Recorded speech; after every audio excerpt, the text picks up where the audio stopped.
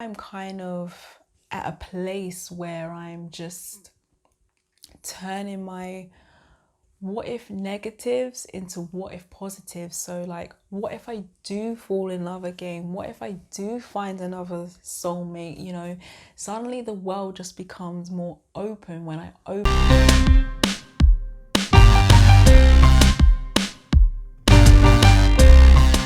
Hi, my name's Abby, and if it's your first time watching me, welcome. And if you've watched my other videos, welcome back.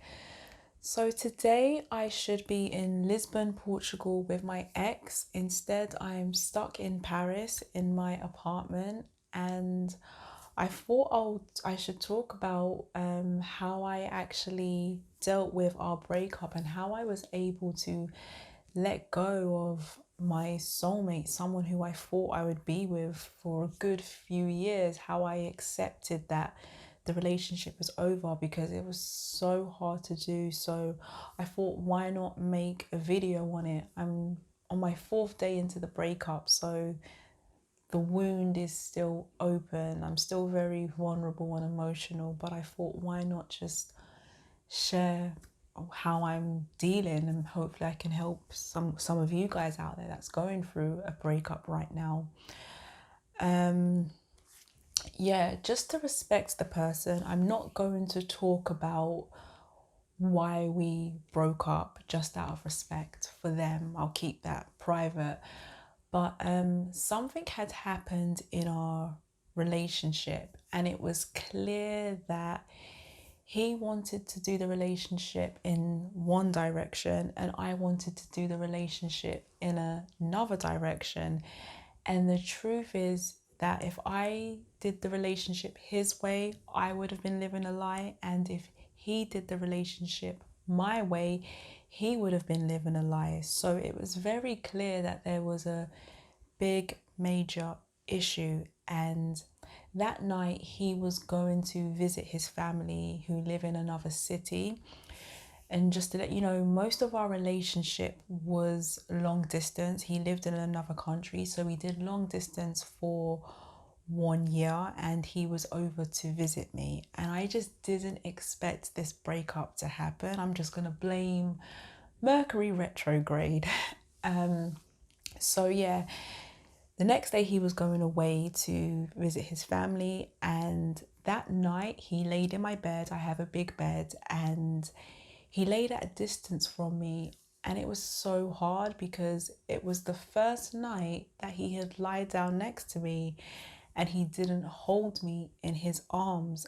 His arms literally felt like home to me, and I remember thinking, I can't do this. I can't let go of him. This is my soulmate. This is the one for me. This is someone who I manifested into my life. I cannot let him go. And I was thinking, well, maybe we can figure something out. Like, something's got to give. There has to be a solution. Maybe we can work it out. And I was just becoming entangled in my emotions, and I just couldn't sleep, and it was driving me crazy. So I turned over onto my back and I just closed my eyes and I took a deep breath. And I just said, thank you, universe. Thank you for bringing this wonderful person into my life. Thank you for allowing me to have this wonderful, amazing experience. Thank you. I've learned so much about myself being in this relationship, but I now let go and release. I now let go and release. I now let go and release. And I wish this person all the best, happiness, success, and peace. And I'm ready for my next assignment, my next partner. And I just felt lighter after I said that. It's like I had unshackled myself from all my emotions. It was just my way of literally surrendering of what will be, will be. So the next day he went to visit his family, and we didn't really talk about the status of us yet. So we had a week apart, and during that week he was being very warm to me whilst I was acting very cold. And then I decided that I didn't want to go to Lisbon anymore, so I got a refund on my ticket. And by the time I had warmed up to him, he had gone cold on me. So he had to come back to my apartment to collect his stuff. And that night, he was going to be staying at his friend's place. And then the next day, he was flying off to Lisbon. And then from Lisbon, he was flying directly home to his country. So it was the only day that we had to talk when he came to collect his stuff from my apartment. So I sent him a message the night before just to say, I'd like to talk about us and discuss, our situation. And he agreed. So he came over and we had a heart to heart. It was so good to have that. And we parted ways in peace. I put my hand on his knee and he put his hand on top of mine, and we just spoke about what worked in the relationship, but also acknowledged why we couldn't go any further. And he was basically breaking up with me, and I was upset. I let him speak, I respected that, and I said my piece, but at the same time I wasn't crying or hysterical. I realized that he wasn't fighting for me or he wasn't fighting for us, and I just had to accept his decision that he wanted to go separate ways, and that was that. And we thanked each other, which is so important, especially if they're your soulmate or someone who you really care about. You have to wish them well. We both wished each other the best and we meant it, because I believe that if you wish bad things on someone, you're really wishing it onto yourself. So you should want that person to go forward at their best, and if they fall in love or whatever, just want that for them, because you want that for yourself. Like, don't hold any bitterness in your heart. So he left, and let me tell you, it was just a weird day, because I couldn't eat breakfast that morning because I was so nervous. And after he left, I couldn't have cornflakes. It was like I just couldn't stomach it. It was so weird. I couldn't breathe that day, that night. I couldn't sleep. It was just such a weird feeling. And I'm a cancer survivor, but let me tell you something. Nothing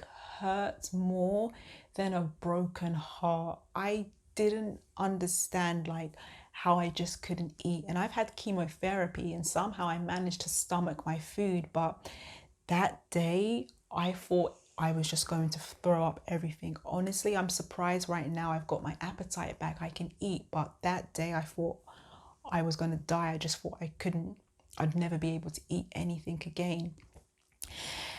And that was it. He parted his ways, and I just allowed myself that day to feel my emotions. I did some journaling. I cried a little, spoke to my friends, watched TV, laughed, cried a little. And then I think I went to bed early. I went to bed early because I just wanted the day to be done. And the next day I said, okay, you've got to go outside and get some air. So I took my journal outside, sat in my local park and did some journaling. And then I came home back into my apartment and I cried. And then I spoke to my mom. I love her so much. And that was it. It was just 1 minute I was happy, the next minute I was sad. And I had sent him a text, Emily in Paris. I'd sent him the cliches because he's French. So I sent him the cliches and asked him, what does he think? And I didn't get a response back. And no shade, I guess, because that day he was traveling. But I realized, why would he respond? I'm not that priority in his life anymore. There's no need for him to respond back to me. That's just how it is. It's something I have to accept. And it's hard because even now, we're in lockdown. Today's the day that France has gone back into lockdown, and it's weird that I don't have him checking up on me and that I'm not updating him on my day. Right now he's in Lisbon and I want to reach out and say what's going on, but the truth is, it's none of my business. He can do what he wants. And I've learned like about myself. I think I kind of became a little bit codependent, not codependent, but I got so used to his contact that I was just thinking like, oh my gosh, I'm not gonna have him checking up on me, and why would he? It's not his place anymore. It is what it is. And I just had to accept that. And so now I'm kind of at a place where I'm just turning my what if negatives into what if positives. So like, what if I do fall in love again? What if I do find another soulmate?